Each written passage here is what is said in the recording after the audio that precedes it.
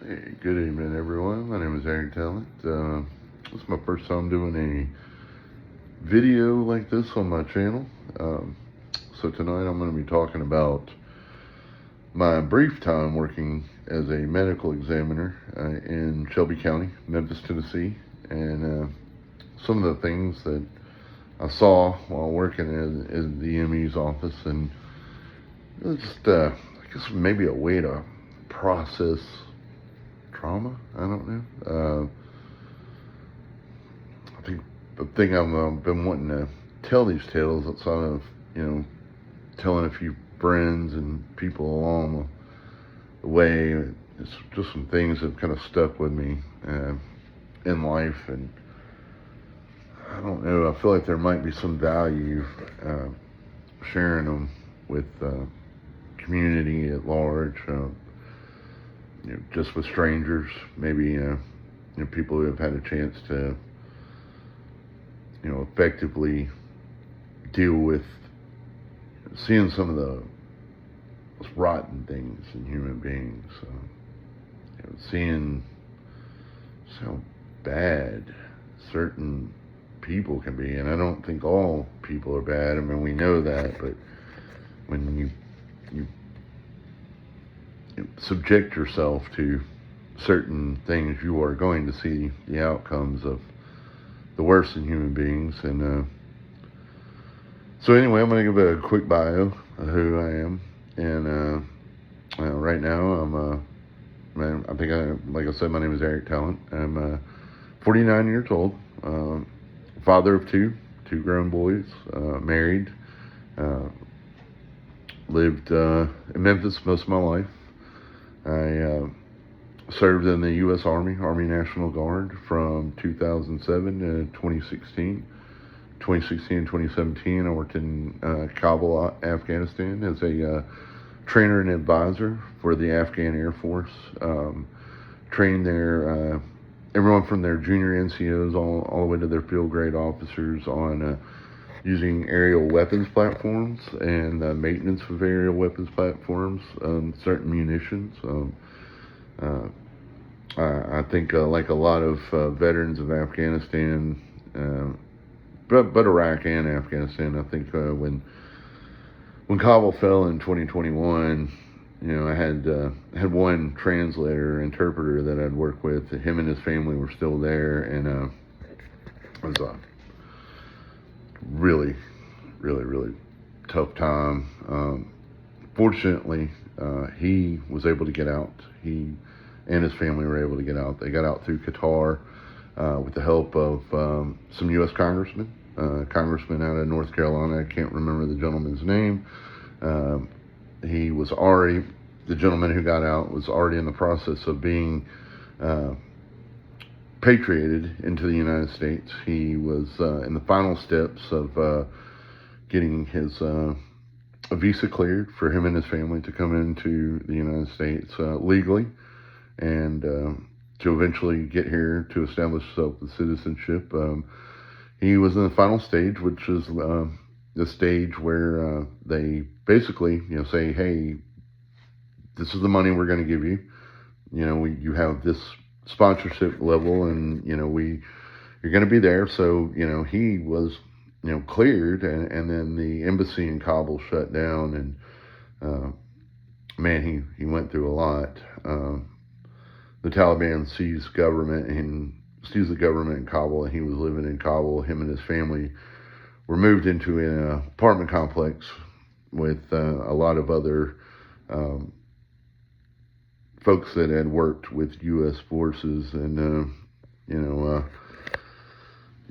obviously the Taliban knew who he was, and Taliban had biometrics, on everyone, that had been there, and a lot of the military forces that worked side by side with NATO and coalition forces ended up being part of the military that's in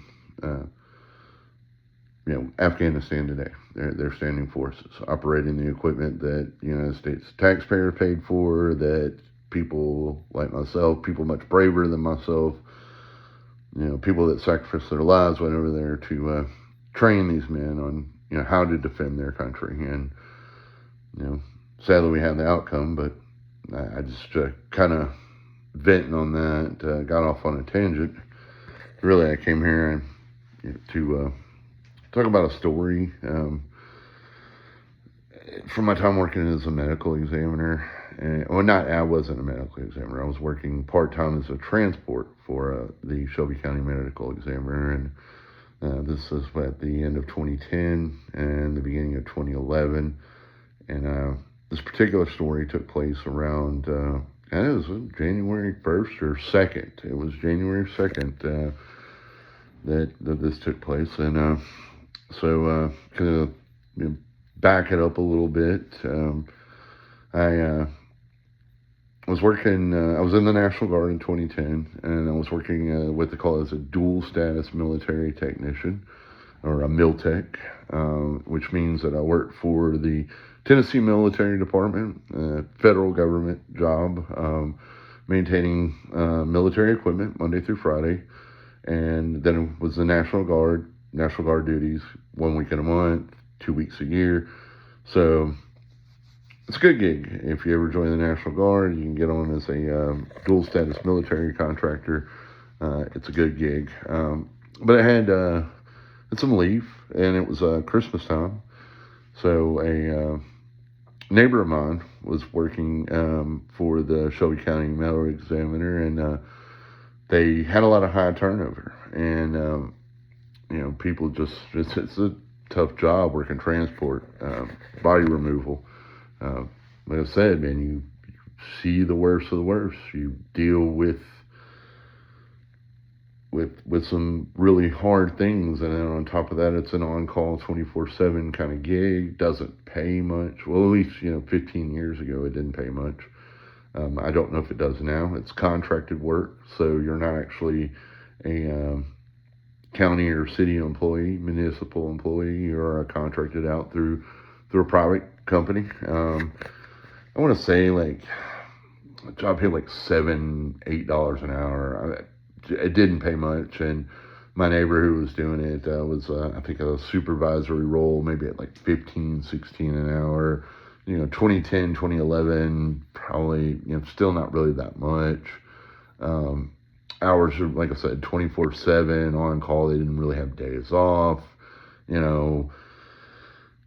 Might work 60 hours a week if you did it full time, but it's unfortunately it's based on when people pass away or people are discovered and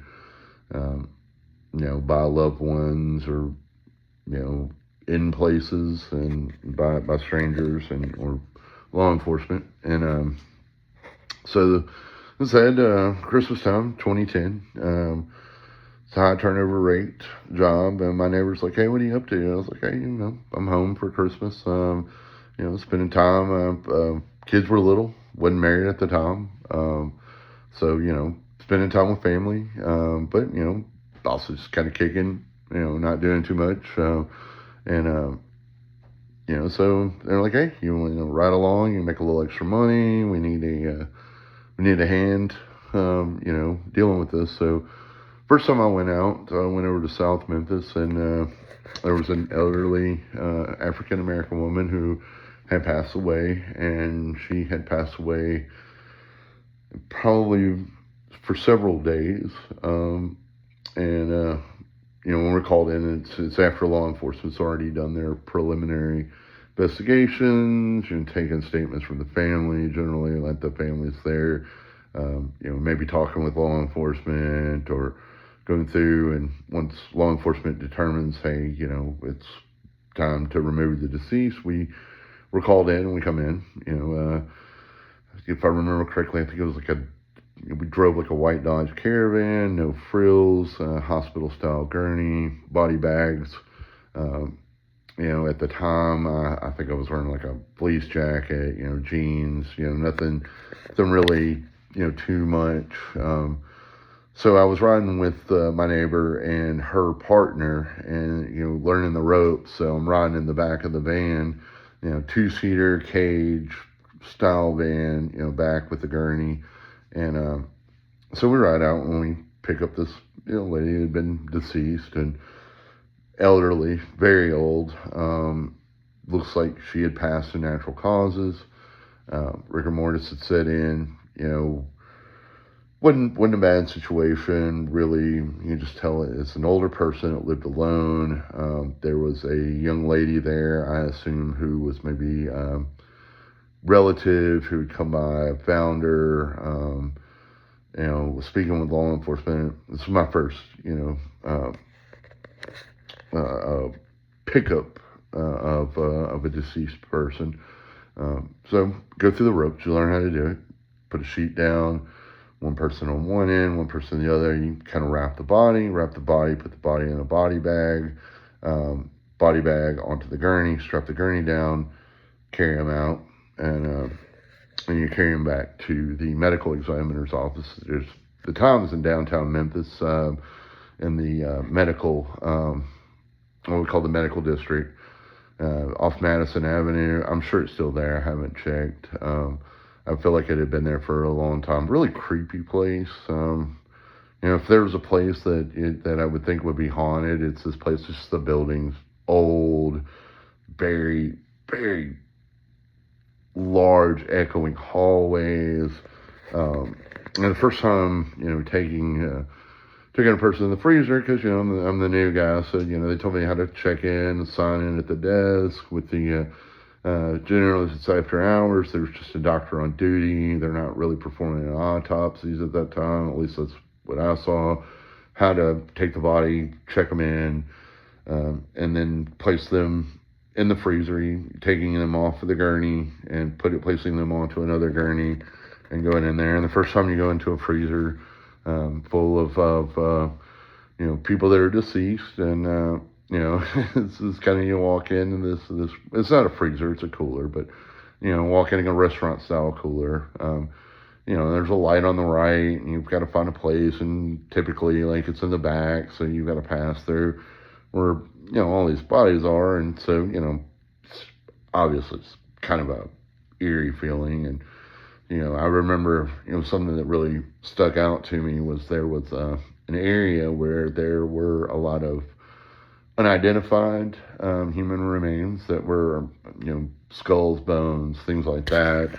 And there are also like a lot of bones that, people are digging. People have lived everywhere, and, people may be building houses, digging, doing some sort of commercial building or something, and then they'll come across human bodies, and Native Americans, very common, but they have to be removed and they have to be identified through the process. They identify them, and so they place all of these bones in clear plastic baggies in this cooler area. And I remember seeing that, and along with people that maybe had passed from natural or unnatural causes that have to be identified. And I just remember there being a decent amount of bags of bones in this cooler, just kind of having my eyes opened. I wasn't, unfortunately wasn't new to, this experience, but of seeing, but it's just surreal. It's surreal the first time you really see it. The first time it really, I don't know anybody who's had to here who may have dealt with,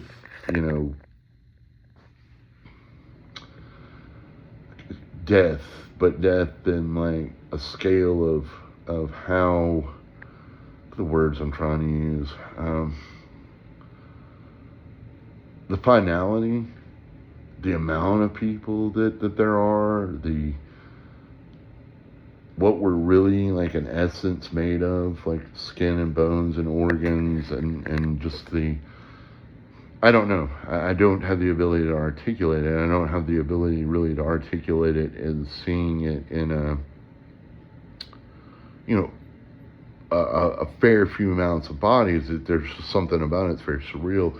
Something that stayed with me for years. Just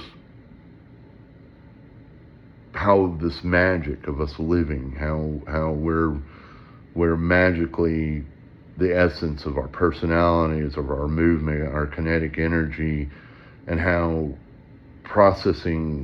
mentally processing, seeing this vessel in various states of being and reducing, and it's hard to believe that there's not more to us than just flesh and blood.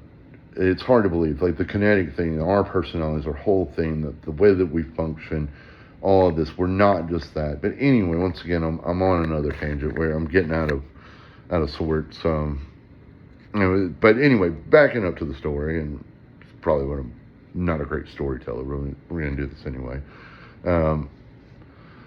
It's the first I'm seeing, that many people that have passed away, and obviously people who may have been passed away for 100, 200 years. Native Americans, but said people, just people. And so I remember, like, okay, taking it in, and was, I think I was trying at the time. I think it was a morbid curiosity, to kind of learn a little bit more about life and a little bit more about maybe death. I had come back from Iraq. I'd been in northern Iraq, and for the most part, it was kind of a fobbit. Had a experience, the standard rocket attacks. There had been some VBIEDs that, man, they were pretty close. Let you know, you're not messing around. That the real deal's out there. Definitely taking some rounds, but by and far, compared to what so many other men and women I know that went to Iraq and Afghanistan, especially prior to me, like, I don't feel like I had I know some people who went through some really bad things in Iraq. Really, really bad things. Horrible, horrible things. And, yeah. I mean, the things that I went through, I feel almost ashamed even, like, bringing it up. Because I knew some men and some women who saw the worst in humanity. And I feel like Iraq was, the more urban setting of it seemed to... I'm not to say Afghanistan was not rough. Afghanistan was very rough. Climate, terrain, and Iraq was rough. Northern Iraq had 4 seasons. I remember that. Just always thinking it would just be desert and never rain. No, in fact, in the winter it rained, grain came out, the dust went down. The urban aspect of especially at Mosul, is such a big city, and the dichotomy of that, of warfare, and Iraq was rougher, man. It was rougher. It was rougher on some people that I knew, man, the stories they told and the experiences they went through. And, I think a lot of us veterans, man, we, I feel like we're almost ashamed if we weren't, freaking, infantry guy or a Cav Scout or, an operator, special forces, or a medic. Like, I think we downplay ourselves because, we fall into that fobbit category. So anything that we dealt with, well, we're like, hey, man, we didn't ride, 100 missions, hitting 90s and, all this evil. So, hey, man, whatever crazy we went through, like, it was nothing. And I think there was a lot of veterans that almost feel like a little ashamed by that. But, everybody I've talked to who has ever gone to Iraq, that they all experience the surreal of war. Not like one of them, I can think of that didn't. And so, make fun of us or what, call us fobbits, whatever you want. That's fine. I was a fobbit. I was. In Iraq, definitely a fobbit. But I definitely want, all that served in that period in time to know that, man, like, that place was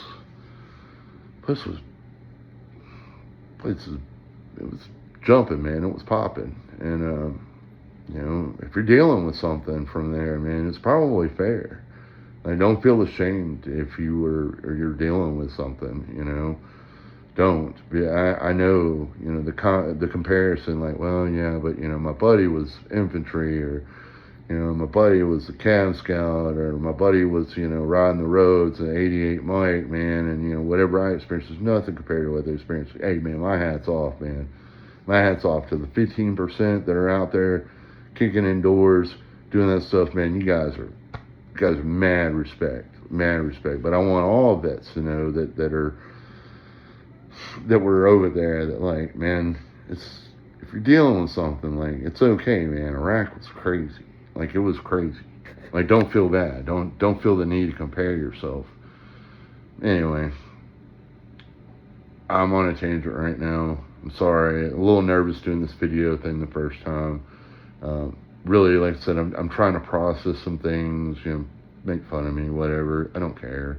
This is for me. Maybe it's for somebody else who can, you know, I don't know, collaborate, commiserate, you know, talk about making sense of the nonsense of war, of life, of exposure to cruelty, and I don't know. Maybe I can. Maybe I'm just telling tales and being on social media because I think it's cool, and I don't know. But anyway, I just back to the story I was telling. So I was working in a medical examiner. I go through and first working for the medical examiner's office transport. Do my first transport. Do it. It's like, okay, you know, I can do this. I remember doing a couple of other ride-alongs with my neighbor. It was just my neighbor and I, and they were pretty standard fare, I guess, for, you know, people passing away. Elderly people passed away at home. You know, some of them very elderly, you know, 90s, frail, like, hey, man, I don't know if they had a great life, but, you know, passed away old, they had family around, passed away in their own beds. Like, I don't know the conditions, but from what I could tell, like, if you're going to go, that's the way to go. Like, surrounded by family, in a house, ostensibly at your house, at a very old age. Like, can't beat it with a stick, man. It seems like, yeah, that's the way you want to do it if you can do it, and they did it. And, you know, and I hope for all of us, you know, that we have the ability to pass away at home, to pass away with our loved ones there at an old age, you know, lived a full life of ups and downs and you know, done all that. So, you know, like I said, I got to see a few of those, and, you know, nothing too terribly over the top. But the thing I want to communicate, man, and the story I came here to tell, and the story I came here to kind of try to process, is that right after the first of the year, 2011, I want to say it was a Sunday. I think it was a Sunday. Yeah, I think it was a Sunday. It's either the first or the second. I guess I can go on Google and look it up. Get called to an area, affluent area, part of Memphis. It's off of Walnut Grove, right before Walnut Grove and 240. Anybody familiar with Memphis kind of knows that area. Estate. It was actually off of Estate on the north side of Walnut Grove. You know, if you cross over Walnut Grove and north. And pulled up, and I remember I was driving, and my neighbor was obviously in the passenger seat. I pulled up, and there's police everywhere. There's people standing outside, and it's 9, 10 o'clock at night. I remember looking, and there was a African-American female officer. She's got a notepad. She's talking to this Caucasian white dude, tall, skinny, hook nose, and hunched over, you know, and the dude had pure evil on him. I can't describe it. Like, if just, like, I'm nowhere near this guy, man. I pull around and pull down the street, and we see all the police cars, and there's a kind of a cross street. I'm turning back around, and I'm coming around, and I see this guy, and he's talking with his hands. long, spindly fingers, hook nose, hunched over. Bad vibe. Bad vibe looking at this guy. I just remember looking at this guy. It's like, I don't know what's going on, but like he has something to do with it, and like it's not good. So my neighbor kind of parked the van. Neighbor's been doing this for a while. Said more or less, I guess, a manager, supervisory type of role. She gets out, goes over, starts talking to the police, and detectives come out. So, neighbor, well, plain clothes, we pretty much know it's detectives. So, um, she comes out and spoken with them and comes over there, and she gets back in the van, and we both light up a cigarette, and she's like, "Yeah, this one's gonna be a bad one." And I was like, "Okay, all right." Like nothing I've looked at or seen, from you know up to this point had been bad, and so I'm kind of bracing myself because when you're working with in this kind of line of work, man, you're like, mentally you're like, well, obviously I'm dealing with the deceased, but dealing with the deceased in every level of being or not being and under any condition. And so we smoked our cigarettes. I think we smoked a couple of cigarettes. It felt like a pretty good amount of time was there. And remember, it's cold. It's January, and January in Memphis, it's kind of flip flops. It's brutally cold, and then also be 70 degrees. It was brutally cold. I remember that.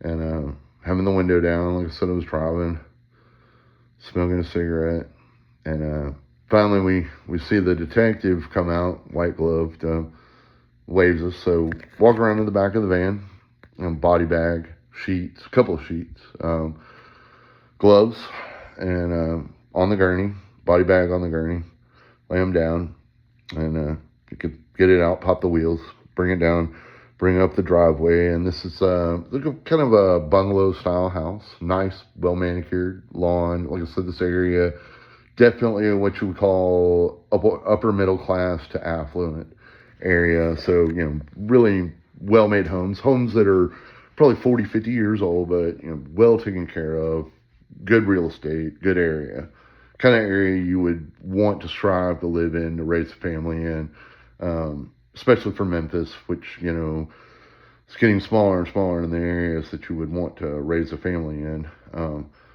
And I remember it had like 3 or 4 steps, probably 3.5 feet tall, maybe 2, 3 feet wide, not wide at all. Handrails on both sides, door opens up.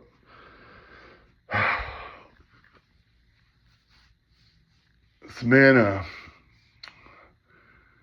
because they opened the door, I can't really remember. I think my partner led the way, and he opened the door, and immediately there was this electric buzz in the air. I've only felt this electric buzz, hum, static feeling a couple of times in life. And I remember one was when my youngest son was born. In the room, it was like a hum, an electric hum. You just feel it. And then the first thing I noticed was the look of somberness, seriousness on the face of the detectives and the, I guess, crime scene processors, the CSI folks that were in there. And I remember coming through a narrow hallway, and I remember looking to the right, and there was this, like a pink child's dollhouse, man, a really nice one, hard plastic. I never had daughters, but it was really nice, and it was sitting in this front room to the right. So you walk into someone's house and you like process what's going on, what it is, and see this dollhouse there, and pink, purplish. I remember like purple. It's like a castle dollhouse, I guess. Clearly, female for a female child, and there's just blood spatter, man, and it's like spun, flashed on this wall, and then so go 2 or 3 feet and maybe a little bit more, and then there's the first thing I notice is this kitchen drawer is open, like it's pulled open, and I can see it, and the next thing I know, I look, and there's this woman, and she's deceased, and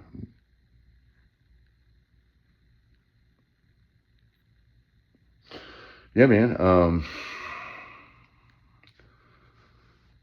she's going through something really, really, really bad, and I don't know if I can really go onto YouTube and say this, like what this woman had gone through, like what had ended her life. But I could tell you, as I kind of looked around the house, that the person who attacked this woman had tried just about every method in the world to subdue her. And he had brought handcuffs with him. And she had fought so hard, or the handcuffs were so cheap, or both, that she had actually snapped the handcuff. Because I can remember looking at her left wrist, and one handcuff was on her left wrist, and the other piece was broken in this living room. And this woman did not give up. She was not a easy mark. And the person who took her life had to do so in a heinous way. And ways. And she fought, man. And she got so close to getting out that front door, man. I mean, like, she got so close. And, like, I don't know with what this man did, like, if she would have lived. But, man, she almost got it. Like, but when he delivered the fatal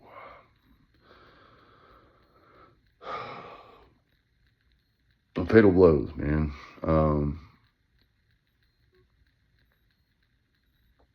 He really did it, but like he tried a lot of other horrible things to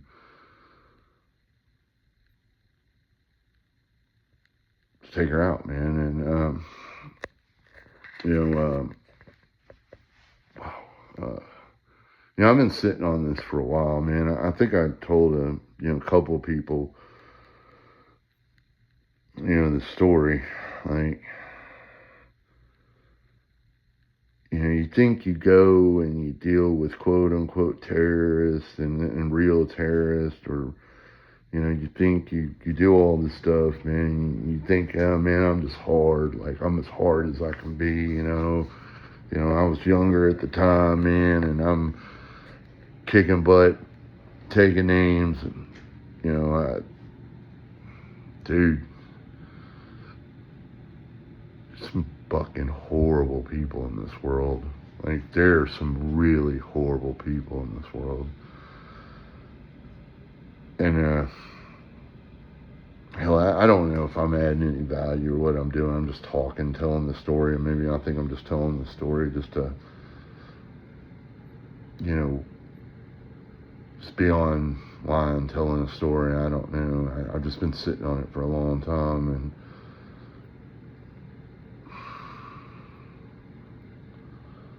anyway, I remember, I remember like it was time to take this lady out of her house. So bring the gurney adjacent to the doorway to the kitchen where she's passed, and it's a very traumatic scene, which means that there's a lot of slip and fall hazards, especially blood makes contact with kitchen floor and hardwood floor, very slippery. And I remember there being I don't know, man, if it's just a moment of what do you call it, graveyard humor or what, but I remember like I was facing towards the front door and my partner was at the head, and we had slid the sheets, several of them, and laid the body bag on the gurney, and I had bent over to pick up the body, and I remember my ass crack was hanging out, and there was this female detective that was behind me, and I remember like in the midst of all of this being embarrassed and looking back after, and somehow like trying to find humor in this to break the horrible tension, warranted horrible attention from this scenario, man, to carry this lady out of her home where she had just fought and died at the hands of someone in her own home. And I remember putting her in the back of this van and carrying her downtown, and man, it was a kind of a quiet ride in downtown Memphis, not that far from Walnut Grove, man. I think we went through the city, straight down Walnut Grove, Union over to downtown, man, and taking this lady to the medical examiner office. And I remember after that, dropping off, and my neighbor's cell phone ringing saying we had to, pick up a natural cause person and carry them to a funeral home in Paris, Tennessee. And Paris, Tennessee is about a 3-hour drive from Memphis. And trying to kind of transition mentally from that scenario, and they caught the guy who did it, and turns out he was the brother of the neighbor. He had